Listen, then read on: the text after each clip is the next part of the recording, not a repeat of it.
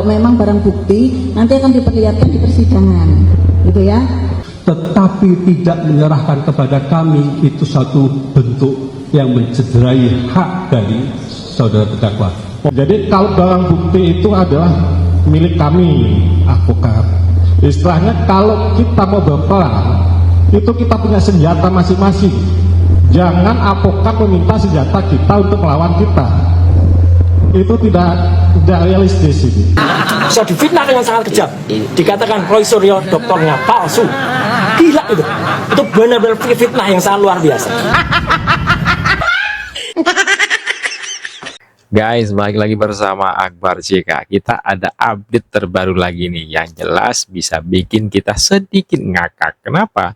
Karena ada orang tukang fitnah merasa difitnah.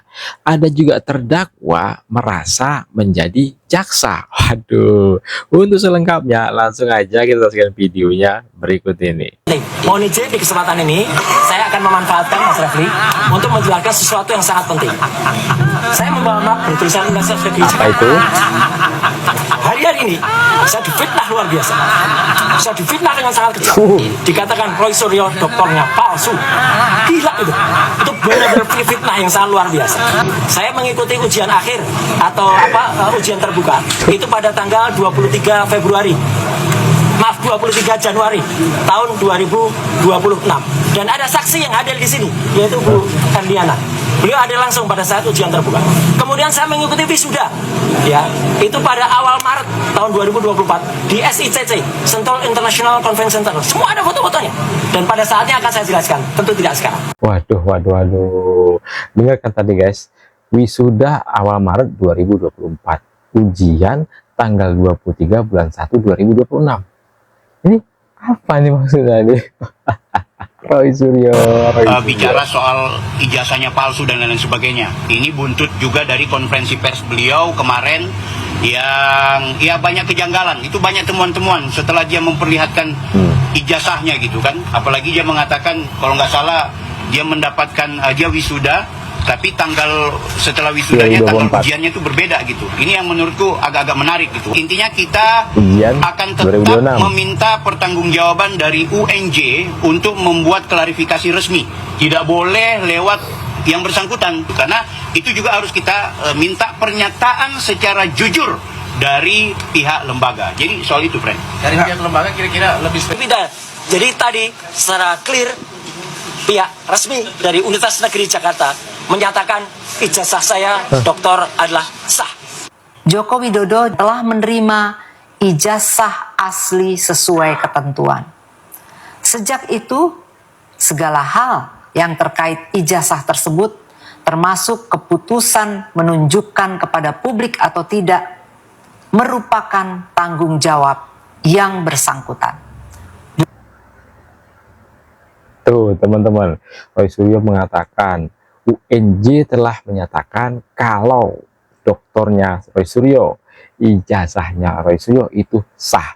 Itu kata Roy Suryo yang menyampaikan. Nah ini nih, Rektor UGM sendiri yang menyampaikan secara langsung ke publik bahwasanya ijazah Pak Jokowi itu sah. Clear ya kan? Clear ya kan? Yang mulia, kami mau sampaikan bahwa sampai saat ini kami belum terima BAP ahli yang di dalam resume ada 26. Tapi kami belum terima. Seharusnya kami terima itu BAP, termasuk ahli forensik, digital forensik, karena itu ya paling penting buat kami. Gitu ya Pak ya. Mohon di Itu ya, penuntut umum ada beberapa BAP ya yang diminta oleh tim advokat. Nanti silahkan dikoordinasi langsung ya Pak ya, diberikan begitu ya untuk kepentingan terdakwa. Silakan. Nanti untuk waktunya silakan berkoordinasi gitu ya Pak ya. Gitu ya penuntut umum ya. izin Majelis Hakim, dalam kesempatan ini mungkin kami sampaikan juga bahwa untuk ahli nanti kami akan susulkan, kami sampaikan, karena kami sedang akan memilah ahli siapa saja yang akan kita hadirkan di persidangan. Jadi nanti sebelum persidangan dimulai, kami akan sampaikan itu mana yang akan kita hadirkan di persidangan. Terima kasih. Yang mulia, keberatan yang mulia atas sikap dari saudara penuntut umum yang mulia. Kalau kita perhatikan, saya mengajukan pertanyaan dulu saja sebelum kita lanjutkan. Daftar barang bukti itu dari kepolisian itu diserahkan pada JPU ada 55. Saya mau minta tolong melalui majelis hakim tanyakan kepada saudara JPU, 55 ini sudah fix atau masih akan ada tambahan? Satu. Yang kedua, daftar saksi. Daftar saksi ini yang kami terima daftarnya ada 94 orang. Kami mohon juga ditanyakan, apa masih ada lagi setelah ini ya yang belum diserahkan kepada kami daftarnya. Yang ketiga adalah ahli. Kami minta kalau memang sudah disiapkan dari penyidik, serahkan seluruh daftar ahli itu kepada kami. Soal nanti pengajuannya beberapa orang atau semuanya itu urusan belakangan, teknis silahkan saudara penuntut umum, tetapi tidak menyerahkan kepada kami itu satu bentuk yang mencederai hak dari saudara terdakwa. Mohon diperhatikan yang mulia dan mohon ditanyakan yang mulia, saya tanyakan. Terima kasih. Siap ya.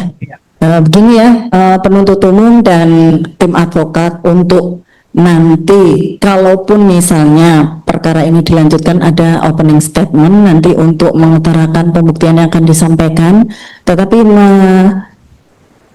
sesuai dengan yang tadi yang diminta oleh tim advokat gitu ya, kan bagian dari berkas gitu ya, minta bagian dari berkas Pak. Nanti kalau penuntut umum akan mengajukan saksi atau ahli yang mana dipilah, nanti silahkan diutarakan seperti juga nanti dari terdakwa diutarakan ketika sampai kalau acara sampai ke pembuktian, sebelum pembuktian ada opening statementnya gitu. Iya. Tapi untuk yang diminta silahkan. Iya, kalau Gitu berita ya. acara itu wajib diberikan. Ya, maka Karena bagian kami dari ingin berkas mempelajari. yang diminta. Kedua, kami sudah diberi summary dan itu ada daftarnya. Apa haknya dibatasi harus memilah-milah itu? Gitu. Itu pertanyaan kami.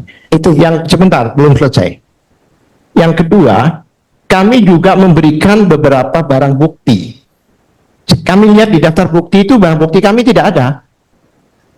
Itu. Jadi inilah yang menyebabkan kita bertanya berkali-kali. Memang kemarin itu kalau memang barang bukti yang sifatnya barang bukti kami dalam daftar, kami bukan minta barang buktinya ya, daftar dari barang bukti. daftar. Ya, silakan diberikan daftar barang bukti dengan BAP tadi ya Pak ya. Kami ada barang bukti. Ahli dengan ahli ya Pak. Ahlinya ada BAP ahli. BAP ahli dan barang dengan bukti daftar barang bukti dari Ya. kami. Yang kami. Karena saya sendiri yang menyerahkan pada waktu itu ke penyidik. Gitu ya.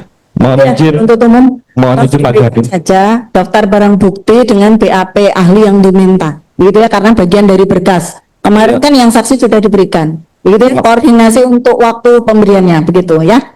Mohon izin Jangan- majelis hakim, mohon izin untuk diberikan kesempatan kepada kami untuk memberikan tanggapan juga, karena dari penasihat hukum kan sudah berbicara, tentunya kita juga harus memberikan tanggapan supaya majelis hakim nanti memberikan keputusan secara bijaksana. Majelis, ini kan bukan masalah majelis hak. Biar menyampaikan dulu dari penuntut umum ya Pak ya, silakan.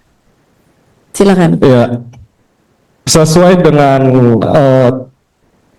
pasal 153, kami ingin membacakan bahwa penyidik penuntut umum atau petugas lembaga pemasyarakatan wajib memberikan salinan berita acara pemeriksaan kepada tersangka, terdakwa atau advokatnya untuk kepentingan pembelaannya dalam waktu paling lama 1 hari terhitung sejak penandatangan berita acara pemeriksaan. Hanya berita acara pemeriksaan majelis hakim. Dan tentunya kemarin sudah kami sampaikan juga bahwa untuk barang bukti kami berpedoman pada penetapan dari majelis hakim terkait dengan penetapan hari sidang. Bahwa di situ disebutkan bahwa penuntut umum diperintahkan untuk menghadirkan terdakwa, saksi-saksi dan barang bukti. Dan tentunya itu nanti pada saat waktunya di persidangan, pada saat pemeriksaan saksi, pemeriksaan terdakwa, atau pada saat pengajuan barang bukti. Jadi kalau barang bukti itu adalah milik kami, advokat. Istilahnya kalau kita mau berperang, itu kita punya senjata masing-masing. Jangan advokat meminta senjata kita untuk melawan kita. Itu tidak realistis itu. Terima kasih Majelis Hakim. Terima kasih. Saya lanjutkan. Kami tidak meminta barang bukti, daftar dari barang bukti. Mungkin salah dengar, jaksa. Apa saya yang salah bicara? Ini fakta ya. Kami minta daftar, kalau memang tidak diberikan, kenapa sebagian daftarnya diberikan? Bahkan yang kami tanya, bukti dari kami itu nggak ada. Karena kami ada korespondensi dengan Mabes, apa itu kami sampaikan. Satu. Ya, ya Pak ya. Kalau tidak ada tanggapan, saya ada satu hal lagi, Majelis. Selama ini, terdakwa ini kan wajib lapor di kejaksaan. Yang mana kan kewenangan sekarang kan kewenangan hakim ya. Kewenangan pengadilannya, apakah masih perlu wajib lapor di kejaksaan? Karena kooperatif kan, artinya kenapa harus wajib lapor di sana, padahal ini sudah tidak berwenang lagi untuk ya. Jadi nanti untuk terdakwa ketika ada panggilan sidang kan ada penetapan ya. Ketika kami menunda sidang nanti hadir kan seperti itu. Iya, tapi berarti tidak perlu lagi wajib lapor kan? Iya, gitu ya. Iya. Tapi nanti ada mekanismenya. Kalau misalnya tidak hadir, baru ada mekanisme lain kan seperti itu. Kita akan menggunakan itu, begitu ya. Bukan, jadi, maksudnya perlu. Iya Pak, panggilan sidang. Kalau hadir, ya sudah, kan hadir persidangan. Jadi begitu, tidak ya. perlu lagi di kejaksaan ya. Betul. Terima kasih. Itu ya. Itu ya. Jadi ini ya penuntut umum yang diminta beliau ini kan daftar, ya bukan barang bukti saudara, tapi daftar. Kalau memang barang bukti nanti akan diperlihatkan di persidangan. Itu ya, BAP yang saudara sampaikan di pasal 153 itu untuk BAP terdakwa, tetapi BAP kan ada beberapa macam ya, dan ini minta BAP saksi. Nanti kan saksi juga kalau memang berlanjut kan didengar juga. Jadi silakan diberikan koordinasi waktu untuk pemberiannya, begitu ya. Mohon izin majelis, mohon izin menyampaikan. Karena bagian dari berkas ya. Mohon izin menyampaikan sebelumnya majelis, apabila sudah kita perdebatkan dari persidangan sebelumnya, sudah kita sepakati kalau yang diberikan hanya salinan berita acara pemeriksaan. Majelis mohon izin. Terkait dengan daftar barang bukti adalah bukan dari kelengkapan dari salinan berita acara pemeriksaan majelis. Dan apabila terdapat pertanyaan dari advokat terdakwa yang menyatakan kenapa barang bukti dari mereka tidak dicantumkan di dalam daftar barang bukti kami, nanti silakan dari terdakwa akan mengajukan barang buktinya pada tahap pembuktian majelis. Itu Saya agak bingung juga. Kami hanya minta dari di pasal 75 sudah ya. Jadi itu dari berkas silakan diberikan. Mohon izin majelis, kami merasa sepertinya pengertian yang kami sampaikan sudah harusnya dimengerti oleh advokat terdakwa, jadi agar supaya tidak diperpanjang lagi majelis. Mohon izin. Daftar barang bukti tidak termasuk dalam salinan berita acara pemeriksaan. Terima kasih majelis. Majelis, ini hak kami majelis. Hak terdakwa. Lah masa terdakwa diabaikan? Saya bertanya, ada apa? Satu, BAP. Selama saya sidang 30 tahun lebih majelis, itu yang namanya berita acara ahli diberikan. Berita acara ya. Karena di resume itu ada 26. Bahkan ada 4 orang ahli digital forensik. Itu. Nah, oleh sebab itu, kami minta ditetapkan kapan akan diserahkan pada kami. Ini berita acara pemeriksaan kan bukan hanya berita acara pemeriksaannya terdakwa, tapi ada saksi dan yang lainnya, ada termasuk ahli juga gitu. Siap. Jadi BAP pemeriksaan tidak hanya BAP terdakwa. Mohon izin menanggapi majelis terkait dengan salinan berita acara pemeriksaan ahli memang sudah kami serahkan, namun apabila memang belum lengkap, kami akan setelah ini berkoordinasi dengan advokat terdakwa terkait dengan salinan berita acara pemeriksaan majelis. Mohon izin. Majelis, terima kasih. Yang kami terima dari jaksa itu masih ada di mobil. Bisa nggak jaksa mencarikan di situ 26A berita acara? Faktanya izin majelis. Saya rasa kami tadi sudah cukup menyampaikan kalau kami akan berkoordinasi dengan advokat terkait pemberian. Jadi ini sudah bersedia. Tidak perlu diperpanjang majelis. Tidak bersedia apa maksudnya? Ini sudah bersedia, akan berkoordinasi untuk memberikan kekurangannya, begitu kan ya? Dari penuntut umum bersedia Pak, akan berkoordinasi untuk memberikan kekurangannya yang nggak sama. Spesifikasi urusan yang jelas dan tidak mengambang.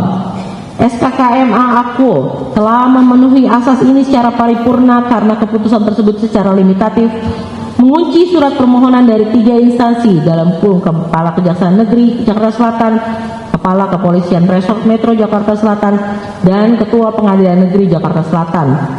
Menjelaskan klaster perkara cyber yang dimaksud dan menyebutkan nama kedua terdakwa secara lengkap. Tidak ada ruang ambiguitas sedikitpun yang dapat merugikan hak pembelaan terdakwa. Dengan demikian, dalil nota perlawanan dari tim advokat terdakwa mengenai kompetensi relatif adalah argumen yang lahir dari ketidakcermatan membaca dokumen negara, cacat logika, dan mengada-ada. Surat keputusan Ketua Mahkamah Agung Republik Indonesia nomor 144 tahun 2026 adalah sah dan berlaku mengikat bagi terdakwa. Oleh karena itu, Pengadilan Negeri Jakarta Timur secara hukum berwenang mutlak untuk memeriksa, mengadili, dan memutus perkara terdakwa Dr. Tifauzia Tiasuma. Keberatan terdakwa harus ditolak seluruhnya. B.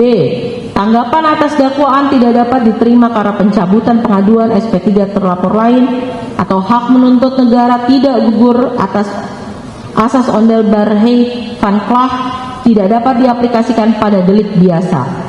Menanggapi nota perlawanan atau eksepsi tim advokat terdakwa Dr. Tifauzia Tiasuma pada bab 3 halaman 8-11 yang mendalilkan bahwa hak menuntut negara telah gugur demi hukum akibat adanya perdamaian dan pencabutan pengaduan terhadap terlapor lain, yaitu saksi Egy Sujana dan saksi Damai Hari Lubis berdasarkan asas ondel barhei van Klah atau sifat tidak terbagi-baginya pengaduan X pasal 79 ayat 4 Undang-Undang RI nomor 20 tahun 2025, junto pasal 24 Undang-Undang RI nomor 1 tahun 2023, penuntut umum menyampaikan tanggapan untuk menolak seluruh dalil tersebut dengan dasar hukum sebagai berikut.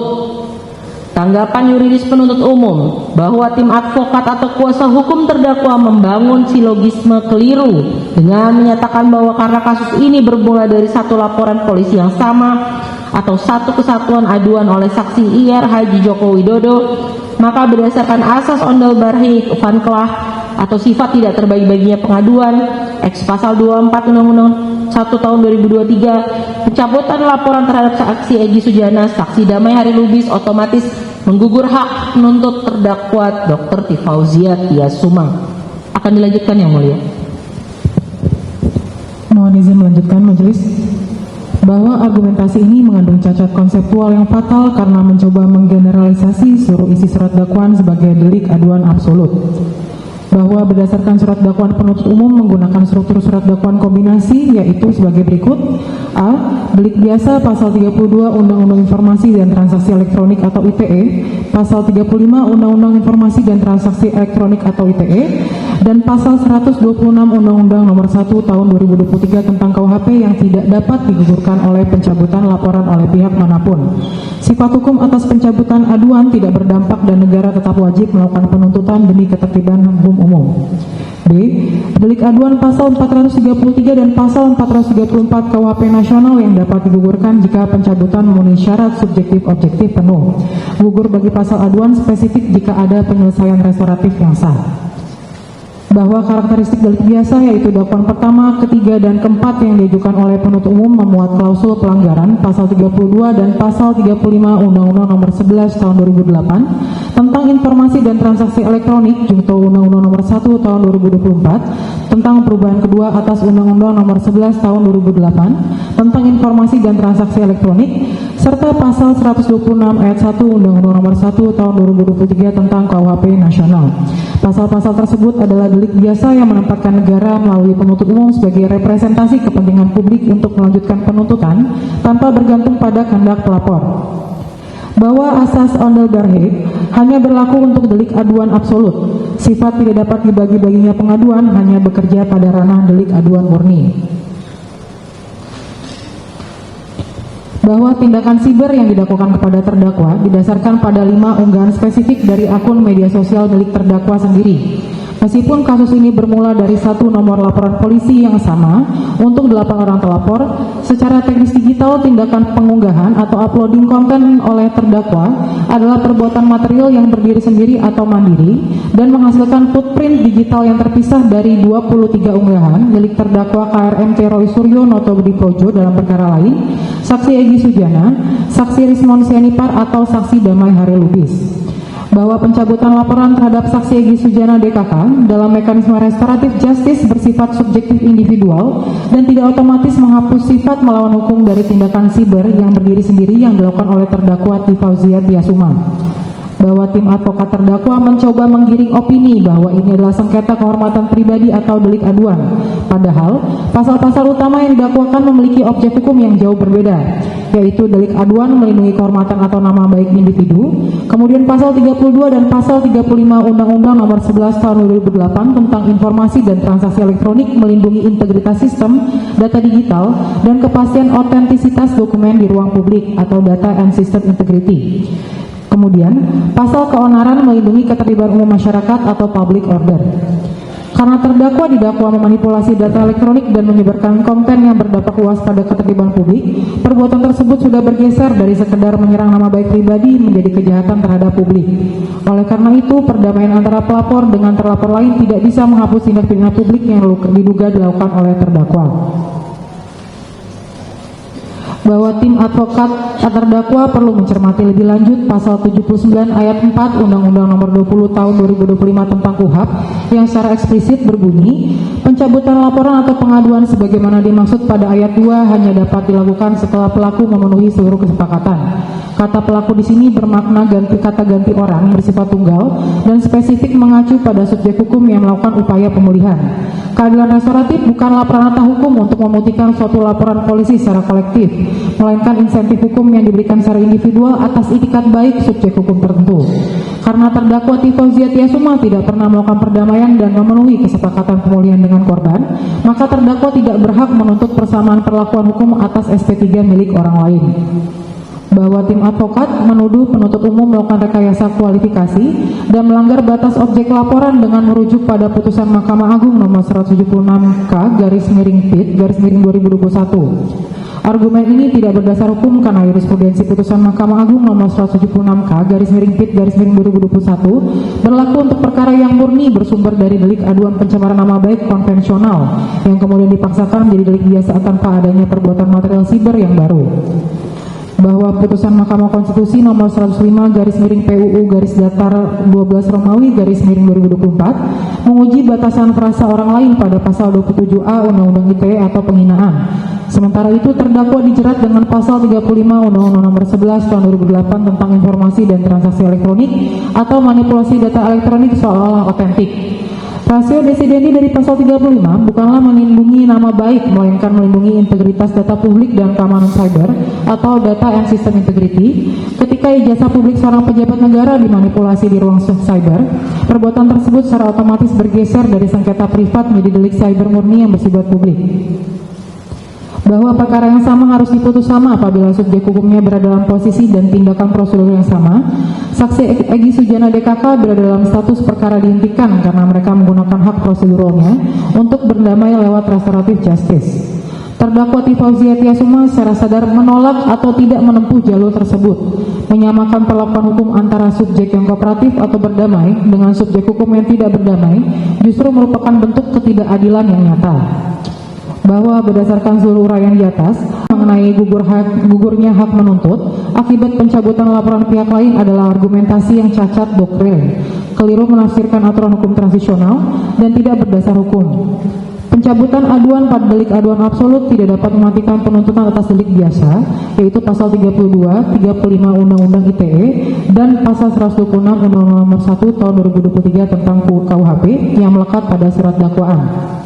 Dengan demikian, penuntut umum memohon kepada Majelis Hakim yang mulia untuk menolak seluruh keberatan tim advokat terdakwa pada bab 3 ini dan menyatakan surat dakwaan penuntut umum tetap sah, kuat, serta dapat diterima untuk dilanjutkan ke tahap pembuktian. Mohon izin dilanjutkan rekan saya, Majelis. Izin melanjutkan yang mulia.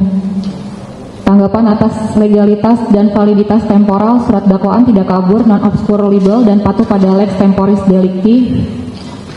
Menanggapi nota perlawanan tim advokat terdakwa pada bab 4 dan bab 5 yang mendalilkan bahwa surat dakwaan penuntut umum batal demi hukum karena kabur dan tidak jelas dengan alasan pelanggaran asas legalitas, kekaburan tempus delicti, serta ketidakjelasan anatomi cyber terkait locus delicti. Penuntut umum menyampaikan tanggapan sebagai berikut. bahwa tim advokat terdakwa mendalilkan terjadi pelanggaran absolut terhadap asas legalitas non-retroaktif pasal 1 ayat 1 Undang-Undang Nomor 1 Tahun 2023 tentang KUHP karena tempus delicti berada pada kurun waktu Maret hingga Mei 2025. Sedangkan Undang-Undang Nomor 1 Tahun 2023 dan Undang-Undang Nomor 1 Tahun 2026 baru efektif pada tanggal 2 Januari 2026. Argumentasi tim advokat tersebut keliru secara teoritis dan dogmatis karena gagal memahami sifat dari delik berlanjut dan delik permanen digital, bahwa penuntut umum memasukkan kausal perbuatan berlanjut yakni pasal 126 ayat 1 Undang-Undang Nomor 1 Tahun 2023 karena konten yang digital diunggah oleh terdakwa pada rentan bulan Maret dan Mei sampai dengan Mei 2025 tetap dibiarkan hidup, dapat diakses, mentransmisi keonaran dan dipertahankan aksesibilitasnya oleh terdakwa hingga melewati batas waktu 2 Januari 2026 saat Undang-Undang Nomor 1 Tahun 2023 berlaku efektif. Dalam delik cyber, tempus delicti tidak berhenti saat tombol upload ditekan, melainkan terus berlangsung selama transmisi data tersebut sengaja dipelihara dan diakses oleh publik. Bahwa penyusunan dakwaan secara alternatif subsidiaritas yang menyertakan KUHP lama, Undang-Undang Informasi dan ITE dan KUHP baru adalah langkah cermat penuntut umum untuk mengantisipasi transisi pemberlakuan hukum, bukan suatu bentuk obskur libel. Bahwa penentuan aturan mana yang lebih meringankan adalah wilayah material pembuktian pada saat hakim memutus perkara, bukan formalitas eksepsi yang dapat membatalkan dakwaan di awal persidangan. Menanggapi nota perlawanan tim advokat terdakwa pada halaman 17-20 mengenai tuduhan pencampuran perbuatan pihak ketiga, pencampur adukan dua rezim hukum pidana material serta cacat hukum akibat rekayasa prosedural dan ketiadaan audit digital forensik. Penuntut umum menyampaikan tanggapan sebagai berikut. Bahwa argumentasi tim advokat terdakwa menunjukkan ketidakpahaman mendasar mengenai konstruksi delik material cyber dan tata cara pemaparan jalinan konteks perkara. Masuknya 23 unggahan pihak ketiga bukan bentuk pelanggaran asas pertanggungjawaban pidana secara individual, melainkan bagian dari penyusunan anatomi kasus guna menggambarkan jalinan kerjasama, niat jahat yang simultan, atau minimal sebagai kontekstual evidence untuk membuktikan unsur mengakibatkan keonaran di kalangan masyarakat. Bahwa perbuatan material memang dimulai pada rentan bulan Maret sampai dengan Mei 2025, namun konten digital yang diunggah oleh terdakwa sengaja dibiarkan tetap hidup, tetap dapat diakses, mentransmisikan narasi hoax dan dampak keonarannya terus diproduksi secara meluas melewati batas transmisi waktu 2 Januari 2026. Saat Undang-Undang Nomor 1 Tahun 2023 berlaku efektif. Dalam ruang cyber, delik tidak selesai saat tombol upload ditekan, melainkan terus berlangsung sepanjang aksesibilitas data tersebut dipelihara oleh pemilik akun. Oleh karena itu, penerapan pasal 126 ayat 1 Undang-Undang Nomor 1 Tahun 2026 adalah sah. Bahwa berdasarkan pasal 3 Undang-Undang Nomor 1 Tahun 2023, jika terjadi perubahan perundang-undangan setelah perbuatan dilakukan, maka diaplikasikan aturan yang paling menguntungkan terdakwa. Penuntut umum menyusun dakwaan secara alternatif subsidiaritas justru untuk memberikan ruang bagi majelis hakim guna menguji dan menyaring secara rigid aturan mana yang paling tepat dan meringankan bagi terdakwa pada saat putusan akhir dijatuhkan, bukan di tahap putusan selah. Bahwa ketiadaan uraian rinci mengenai hasil audit digital forensik, source code atau mendata data dalam narasi surat dakwaan bukanlah cacat formil. Surat dakwaan sebagaimana pasal 75 ayat 2 huruf B Undang-Undang Nomor 20 Tahun 2025 atau pasal 143 ayat 2 Undang-Undang Nomor 8 Tahun 1981 hanya mensyaratkan perumusan unsur delik dan fakta perbuatan. Audit forensik, digital footprint, dan error level analysis atau ELA adalah bukti yang tempatnya untuk diuji di fase pembuktian pokok perkara di persidangan, bukan di pertentangan tahap eksepsi. Untuk isi pasal tidak kami bacakan karena sudah tercantum dalam tanggapan. Bahwa uraian dakwaan nomor Rek perkara PDM 133 sekian sebagaimana didalilkan tim advokat pada bagian 4, 45 dan 46 telah memenuhi prasyarat cermat, jelas dan lengkap sebagaimana diatur dalam pasal 75 ayat 2 huruf B Undang-Undang RI Nomor 20 Tahun 2025. Seluruh keberatan terdakwa telah melompat jauh memasuki materi pembuktian pokok perkara yang tidak berdasar hukum untuk diperiksa pada tahap putusan selah. Dengan demikian penuntut umum memohon kepada majelis hakim yang mulia untuk menolak seluruh nota perlawanan tim advokat terdakwa pada klausul-klausul tersebut dan memerintahkan persidangan dilanjutkan ke tahap pemeriksaan materi pokok perkara secara runut mengikuti alur hukum transisional cyber yang sah. Nah, itulah video kita kali ini. Silahkan ketik komentar kalian di kolom komentar terkait video yang udah kita tampilkan tadi ya guys. Kita kawal kasus ini. Ya lumayan juga ya bikin kita itu merasa terhibur guys. Saya Marceka undur diri. Jumpa lagi di next video. Assalamualaikum. Bye-bye.